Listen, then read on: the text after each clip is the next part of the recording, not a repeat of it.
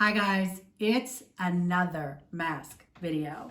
Yeah, but you're gonna make this one all the time. If you try it, you'll find that it's not terribly difficult. I'm not gonna lie and say it's the easiest one you've ever made, but I will tell you this, it's the best one you've ever made. So you've probably seen other videos out there that use, what do they call it, a hexagon? Yeah, I don't cut the sides off till I'm done. So what I start with is 2 rectangles of fabric. Here's my pretty fabric.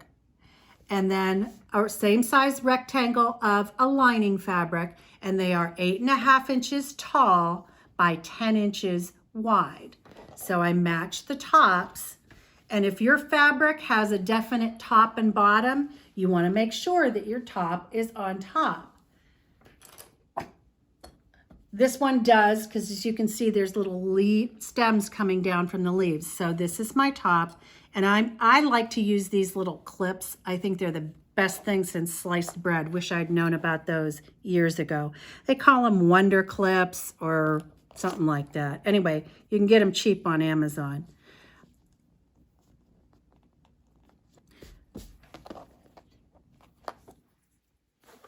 So I only use 3 clips to start.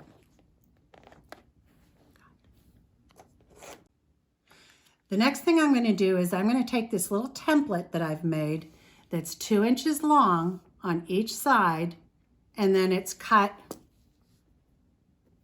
so that you have a 90-degree angle here that matches your rectangle, and then you've got a straight side.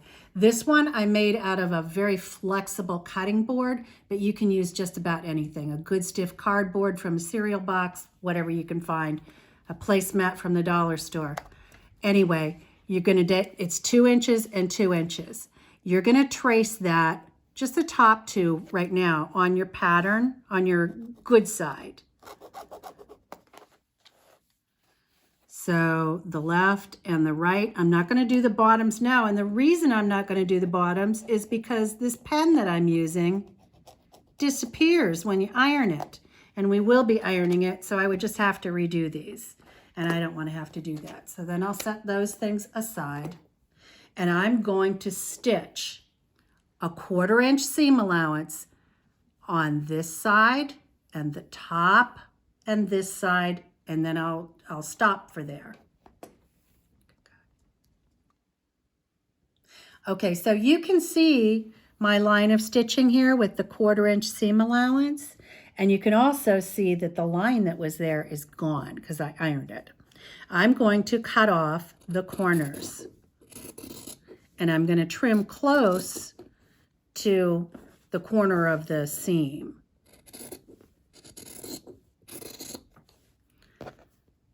The next thing I'm going to do is turn it and press that seam. I wanted to show you guys my handy dandy cute little Walmart iron that cost me like $13. Best purchase in a long time. So you can see that I've turned this so that the right sides are out, and I'm just going to quickly press those seams down. I'm a fanatic, so I do both sides. This iron has steam. It's just amazing. I love it. I love it. I love it. Okay. Okay, so now it's all pressed and it's time to put in the nose wire. I like using these coffee tin ties. What they're really used for is to close a coffee bag, a 1-pound coffee bag, but you can buy them in bulk on Amazon or eBay or wherever you'd like to. I'll try to put a link so you can see the ones that I use. I'll take a wire cutter and I'll nip off about a 1/2 inch. Then what I'm going to do is I'm going to turn the mask so that it's inside out again. Smooth it down, but you can still see your fold. This has a strip that comes off, and this is sticky now. So what I'm going to do is I'm going to put this on the pretty side, right on that fold between, right in the middle between this point and this point. I'm going to snuggle it right up to that fold and press it down. Now I'm going to turn it right side out again, but I'm going to be careful that this doesn't come unstuck. So I'm going to kind of pinch it between my thumb and finger. And then we'll get it right side out. Flatten it out just a little bit, and then we're going to take it over to the sewing machine and we're going to sew a channel to keep that in place. It's going to be between 1/2 and 5/8 inch wide all the way across the mask. So now that I've finished at the sewing machine, you'll see the stitching across that's going to hold that coffee tin tie in. The next step is to turn it back right sides together. I tend to hold on to the seam allowances and give it a good shake. And I always want the pretty side toward me. I'm going to clip it again on 3 sides. And this is where we're going to sew the other edges of the mask, but we're going to leave an opening for turning. And I'm going to mark it again with my little corner template. This time I'm going to do bottom corners.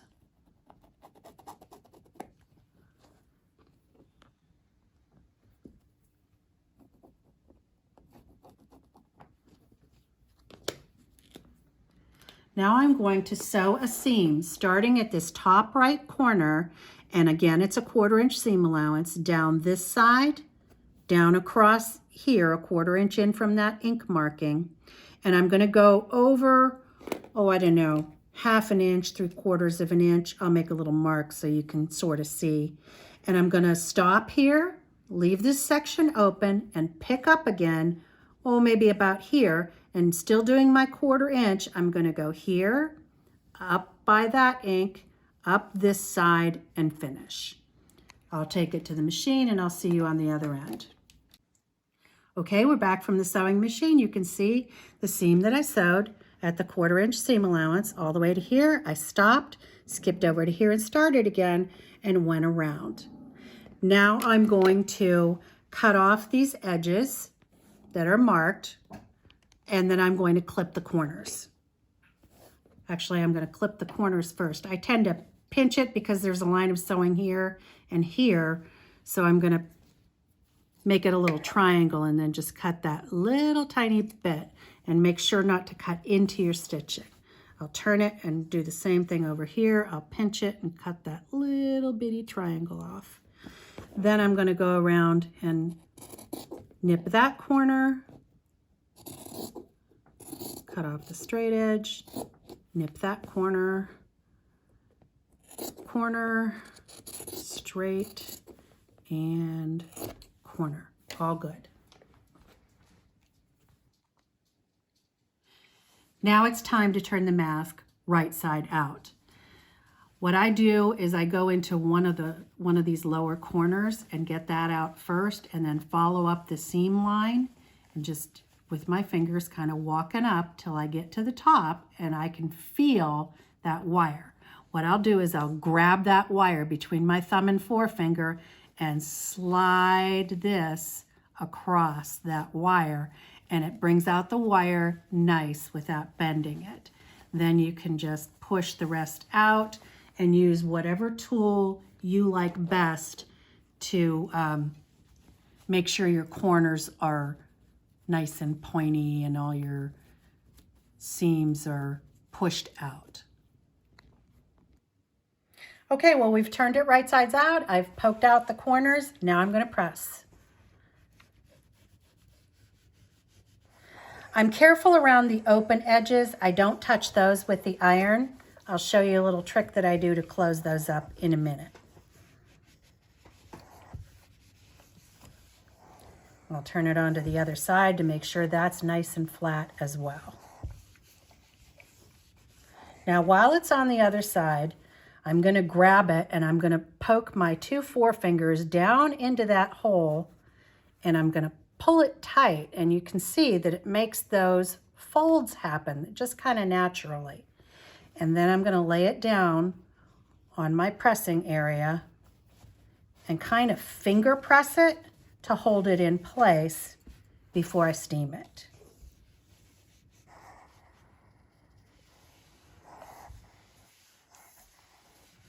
All nice.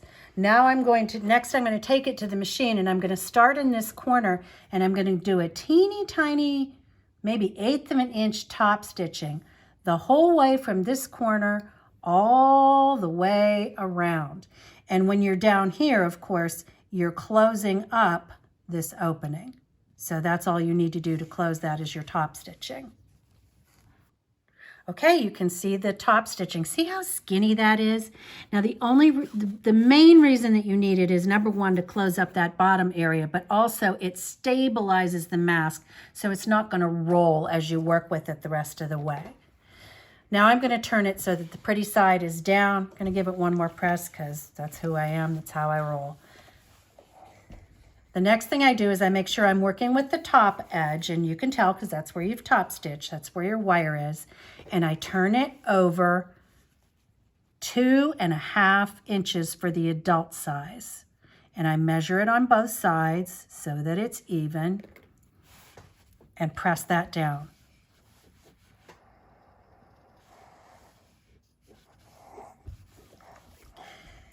Then I'll kind of open that out a little bit and put this side in. I can almost eyeball it now because I've been doing them so much, but I'll press that in and put this back. And then I want this whole thing to measure 3 inches. That's 3 inches. So is that. And then I'll start and just iron the corners so I don't have to open it out and maybe lose my place. Then I'll open it out and iron that whole area. I like to flip it and iron it on the back side as well. I like a nice, really nice crease.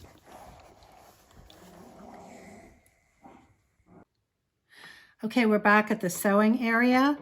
And the next thing I'm going to do is I'm going to cut my elastic. Now, I don't use regular elastic. This is tubular elastic, and it's super duper soft. I will definitely put a link in the description box so that you can find this. This is my favorite. I have a tendency to cut about 1 foot. Some people do less. I like to do more because they're going to be adjustable anyway, and you want them to fit as many people as possible.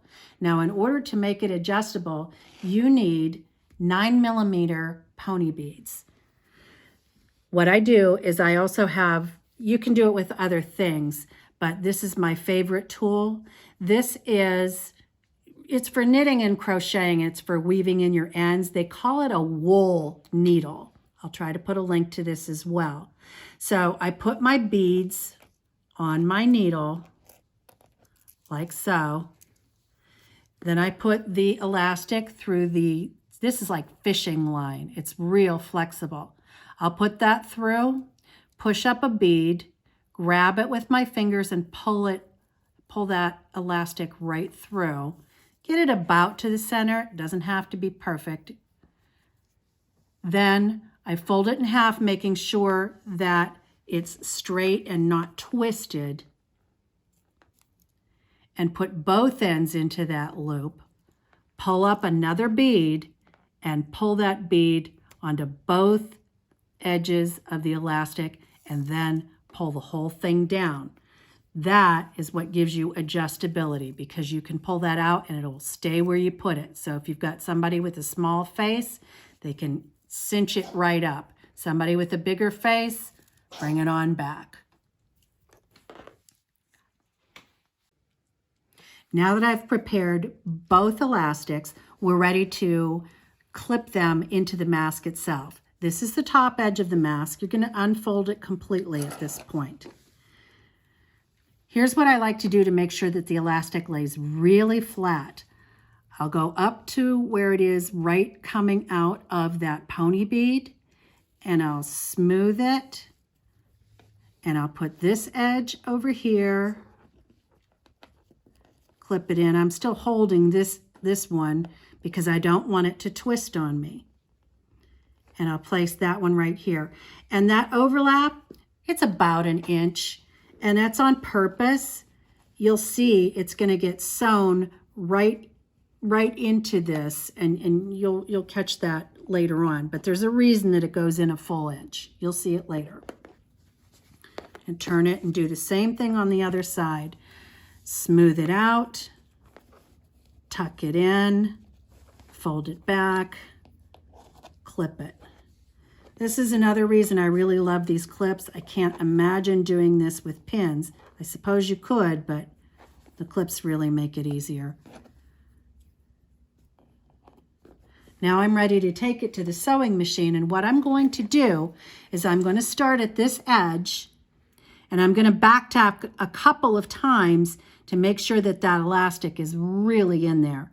Then I'm going to top stitch down here, go back and forth across this a couple times, and what I'm going to do is I'm going to wind up going all the way around the mask. So again, I'm going to make a skinny top stitch about 1/8 of an inch all the way down here, back and forth across here, down here, back and forth a little bit, and make my final pivot and come all the way back down. Okay, so we've gone all the way around, and when I open it up, you can see that's what's going to give that mask its depth. It's going to start to. So the next step is actually the final step, and it's a little bit tricky, but if you follow me carefully, you'll be fine. We're going to take the top edge, the one that has the wire, and we're going to fold it back on itself so that this edge of the mask is parallel now with this edge. So we're doing, I have to confess that I got the original idea from Midnight Baker on YouTube, and she's the one who explained it, saying this is like a backwards N. It's like a backwards N. The N goes here and here and here. Now, what I also do is I leave this sticking up maybe 1/8 to not quite 1/4 inch. And the reason I do that is if I don't, then this wire just doesn't have any play to it, and it needs to. And you'll see why, because you're going to bend it to fit your face. So then I'll clip it there, and then we're going to do the same thing on the bottom. We're going to bend it back to form, now it's a front ways N. And we're going to clip that. What we're going to do next is we're going to take it to the machine, and we're going to stitch just a straight line all the way down from this top edge to this bottom edge. And we're going to do a lot of back tacking here to make sure it's good and solid.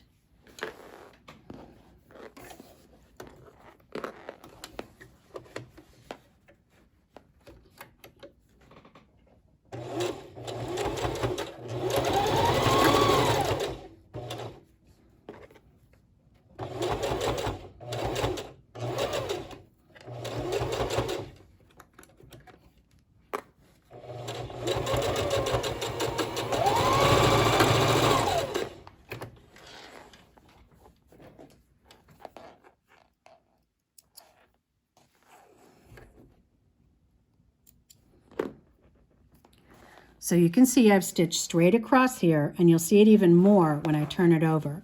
All that is a straight line.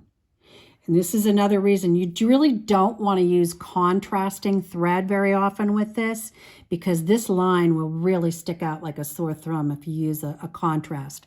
This one just sort of blends into it. You can't see it very much. It's not going to take away from the look of a pretty mask. Okay, I've clipped up the other side in the exact same way, and I'm going to do the exact same thing. I'm just going to do a straight line of stitching across here. Okay, we're finished sewing. This is what the mask ends up looking like off the machine. Then what I do is I take these two top edges on either side of that wire, and I bend it, and I match the edges, and I make a little crease there so it'll fold flat. And then you don't have to do this if it's just for you, but if you're selling it or giving it away or whatever, you might want to stuff it down inside a sandwich bag. That keeps it nice and clean. That's great for giving it away or even for keeping in your purse so that it doesn't get all nasty. So that's the finished product. Looks kind of professional, doesn't it? Okay, now I'm going to show you, I'm going to try it on so you can see what it looks like on me. I'll open it out. The first thing I'll do is I'll fit it to my nose. Then I'll take one earpiece and I'll pull the loop till it fits just right. And then the other earpiece, put it around my ear and pull that up nice and tight. Now let me show you that it doesn't fog your glasses. From the side.